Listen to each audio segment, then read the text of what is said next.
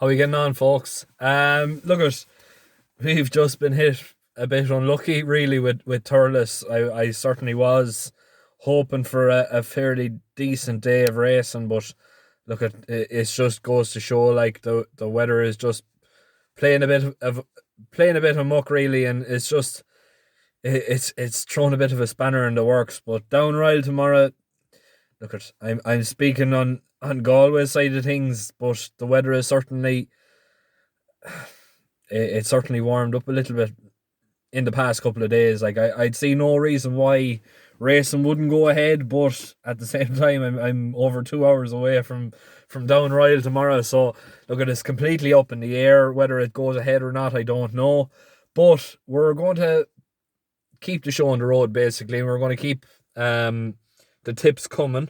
There's some very, very nice horses in here now tomorrow. It's definitely lined up to be a fairly decent day racing. Overall, I'd be hopeful for a fairly decent day, but it just goes without saying that Down Ryle isn't my strongest course to be tipping up or backing. But I suppose I just put in that little bit extra effort, and I put in that little bit a bit more, I suppose, knowledgeable study more so than anything else coming into tomorrow. And hopefully, we'll be able to knock it out of the park now tomorrow again. First race off, the 120. It's tied up with me personally between Decimation and Irish Poseidon. Now, it's hard really to know. On form, Decimation certainly is the better horse, coming up against, I think it was only a length and a half down, against wide receiver in Navan, if I'm not mistaken, last time. If that performance is anything to go by, this horse here should be very, very hard to beat. I would imagine that this horse is going to come on for the run and come on for, I suppose, better opposition. It certainly looks to be a bit of a weaker field. Irish Poseidon was fourth last time out in Leopardstown over Christmas. I was very impressed with the run that time, but I just think it needs to find a little bit more. I think it's £17 worse off in ratings off level weights than Decimation here. So when you think about it that way, Decimation certainly looks to be an outright winner. I think 5-6 is still generally decent enough value. I know it's odds on, but I just think if you're looking for winners and you're looking to go back in a horse to go and win now tomorrow, Decimation is one of the ones to be looking at. Obviously, Irish Poseidon is going to be the main danger, I would imagine. So you'd have to think that the couple of runs on the flat and Dundalk is going to improve the horse, and it is going to bring about plenty of improvement, but I don't know. I just can't see it beating Decimation tomorrow. 150 then. Moonlight Glory at 9-4 is the one that I would be taking into it now. It's a dual Limerick winner. I think it's from McCarthy's yard or McNamara's yard, one or the other anyway. But Garage Brooder takes £5 off. A very, very talented rider, very, very strong at the finish. Will suit Down Ryle like the back of his hand. Realistically, I can't see this Alice O'Byrne to improve that little bit more. I know it's getting a good pull in the weights now. I think it's only £2 worse off than what it was in Limerick. If I'm not mistaken, it was £7 worse off than Moonlight Glory last time out. But I'd imagine that Moonlight Glory is going to improve. Didn't necessarily get a hard enough race, but it still ran on to be a fairly comfortable winner, and it should have the ability to hold Alice O'Byrne here now tomorrow again. It just looks to be a fairly nice price at 9-4, to be perfectly honest. 220 then is going to be my patron tip of the day, so we're not going to be covering this in the YouTube tips. 250 then is going to be my YouTube nap of the day. It's a long, long road.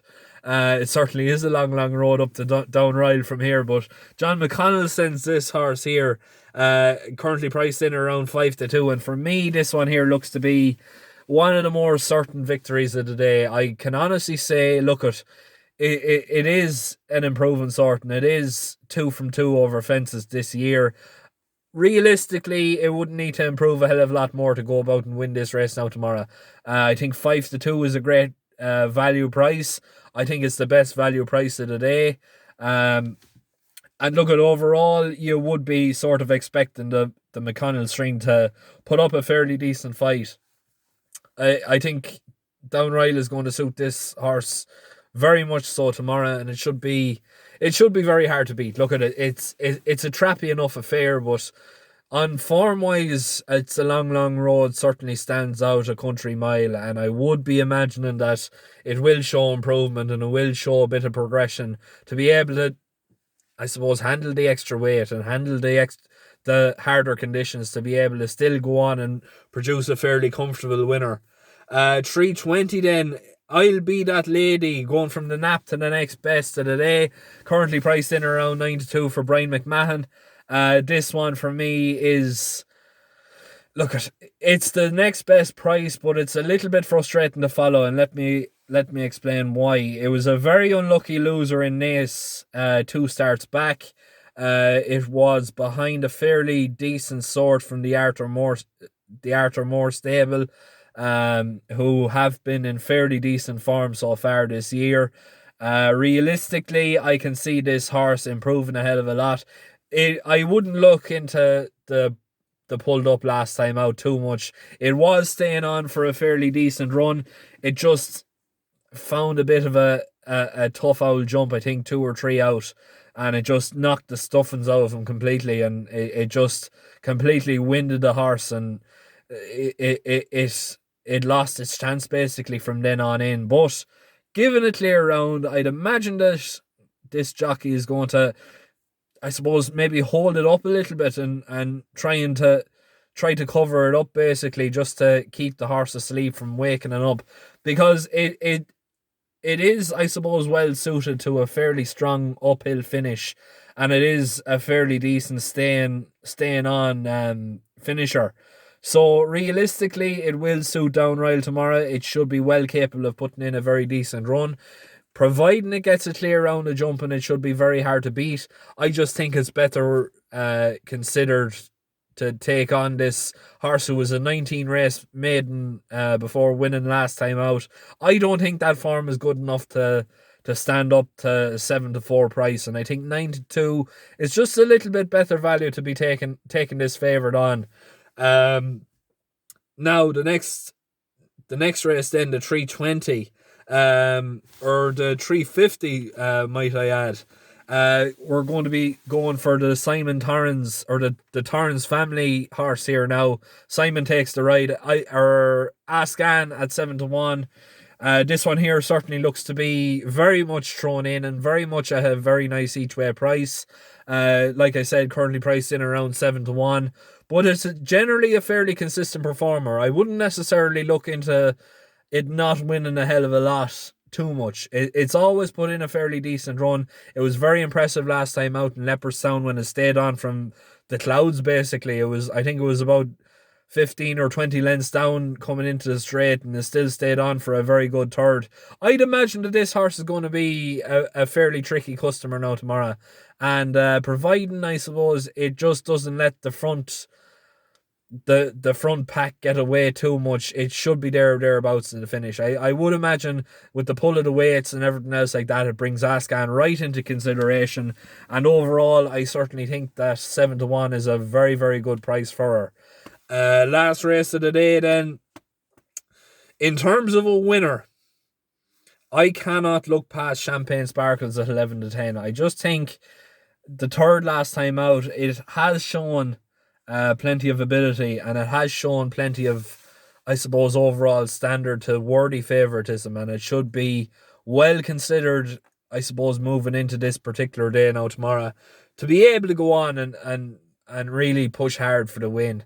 I know myself, I put up an each way fancy in this particular race as well, at a fairly big price as well. So look, for those who are on Patreon, you'll know why I put it up as well. But I don't want to give off the wrong impression that I'm I'm picking two horses here. In terms of finding winners, I think Champagne Sparkles is the most likely winner, and I would be surprised to see it beaten, but I wouldn't necessarily be overall shocked.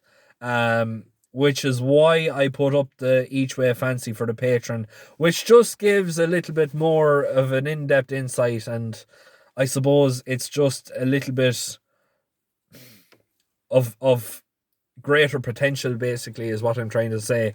But that's all I have then for tomorrow. There's nothing else really throughout the day that's standing out for me to warrant going over trying to pick winners in England as well.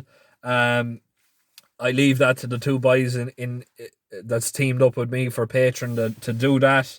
But I would be seriously considering to, well, maybe join up if you're not already on. So like we're only €10 a month for those who want to sign up. It's look at it.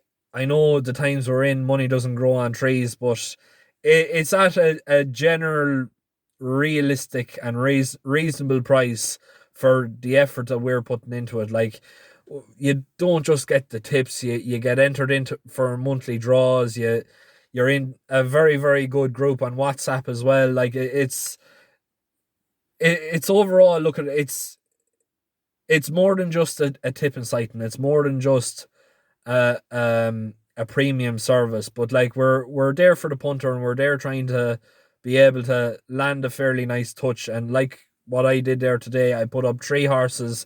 One of them was a non-runner, had an 11-4 winner and a 9-4 winner. So look at it's there to be seen that we are at a very, very good value price, and we are at a very reasonable price as well. And the money that is raised by Patreon does go into, I suppose, help fund the podcast and help us grow to what we need to be. I leave a link in the description below for those who want to sign up.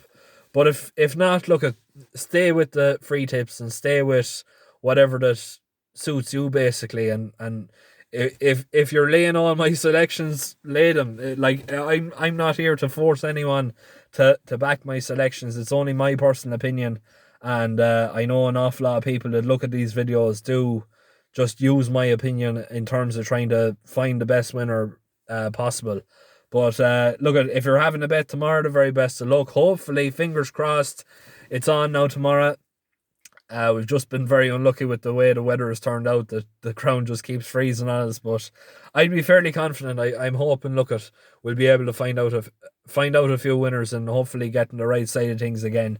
Like I said, the link to Patreon is below if you want to sign up. Please make sure to keep liking, sharing, subscribing. And if you're having a bet tomorrow, the very best of luck. Thanks very much.